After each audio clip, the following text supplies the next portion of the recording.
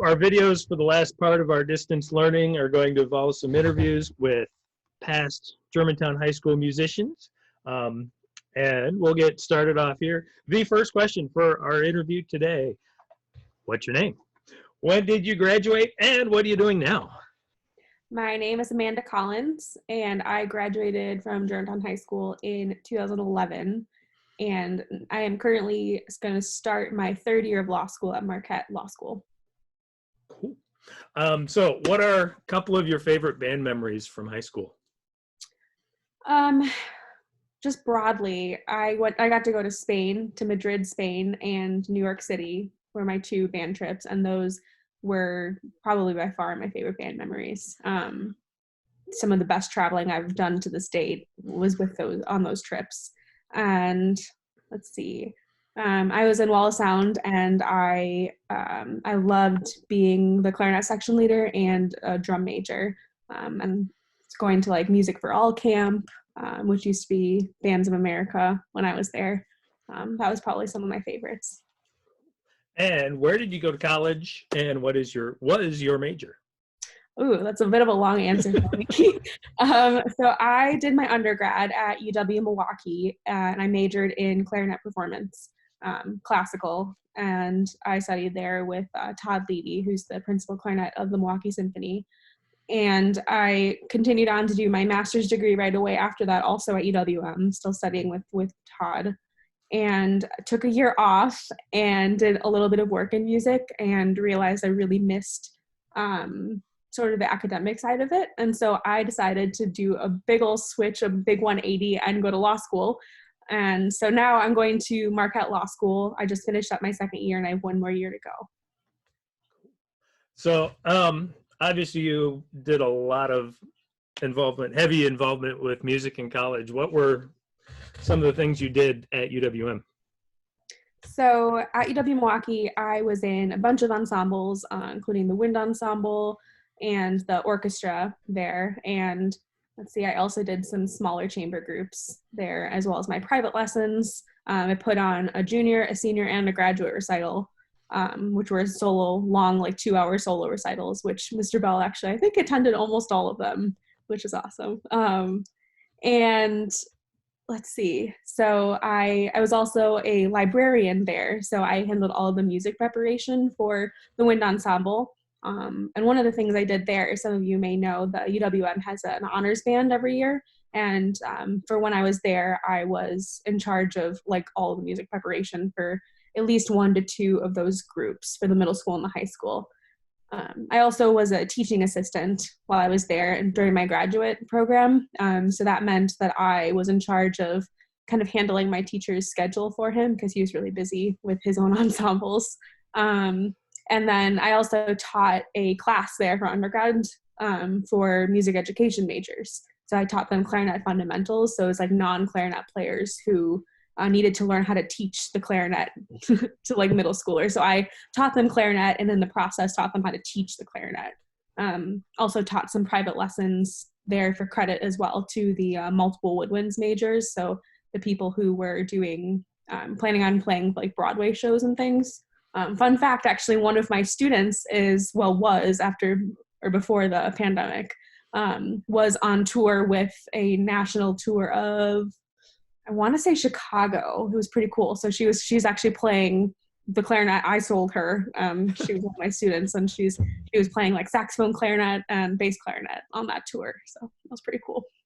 And how about you have a favorite memory from playing music in college? Ooh,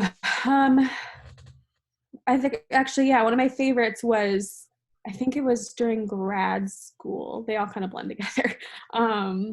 I got to play for a Pulitzer Prize winning composer, Schwantner. Does that sound right, Yep. Mr. Paul? Schwantner. Yeah, so he wrote a concerto for wind orchestra, and within that concerto, he wrote kind of a mini concerto for clarinet, and I was the soloist for that. And so he actually came to our school and like helped me with that, and that was kind of like a concerto within a concerto. It was a very cool experience to play for him. And yeah. Are you still playing? Right now, not very regularly. Law school takes up a lot of time, but I do plan on picking it up again soon. And I'd love to join like a community something. There's lots of good ones around. Mhm. How would you say your music playing in high school and college has helped you get to where you're at right now? It's been huge. It doesn't seem like it, but actually music and law have a lot in common when it comes to how to think. And so I credit my musical training with how well I've been doing in law school. When you're playing a piece of music, you have to think on multiple layers, right? So you have to think about the notes you're playing and how you're going to play those notes with your fingers. And in my case, like my air as a clarinet player. And you have to think about the dynamics. You have to think about making it, sound nice and not squeaking and all these different layers. And in the law, actually, it's a very similar kind of technical thinking and thinking on your feet in that way. And I don't think I would be where I am. Actually, I know I wouldn't be where I am without learning music and learning how to think in that way. And so in your current life at law school, what kind of reaction do you get when someone finds out you were a clarinet major in college? Usually, like, really? I get that a lot. I have, as you've just heard, my really good spiel about how music relates to law. I've gotten really good at that spiel because I have to do that a lot. But to be completely honest, every time I went into a job interview, and I've done quite a few of them for like internships and for my future job, it's always a talking point, and it's always something that the interviewers are really interested in. And it's something that they're usually pretty impressed by. And the fact that you're able to work really hard for something and practice and be dedicated. It's something that every interview I've ever been in, they see it as an asset, and they've told me that. So you graduated in 2011. Mm-hmm. Other than the one person I really think of, are you in touch with any of your high school classmates? Yes, I happen to be married to one of them. So my maiden name is Brittain, and I married Dane Collins, who some of you might know. Yeah, still? Few Okay, you may know. few. He was the former drum line instructor. We were in the same class in high school together. We didn't date in high school, but now we're married. But as a matter of fact, I also keep in really good touch with several other people.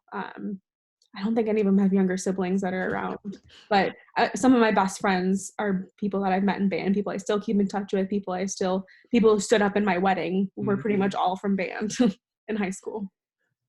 And the last and final question. What are you listening to as you're in your house in quarantine to help you keep you calm and in good spirits?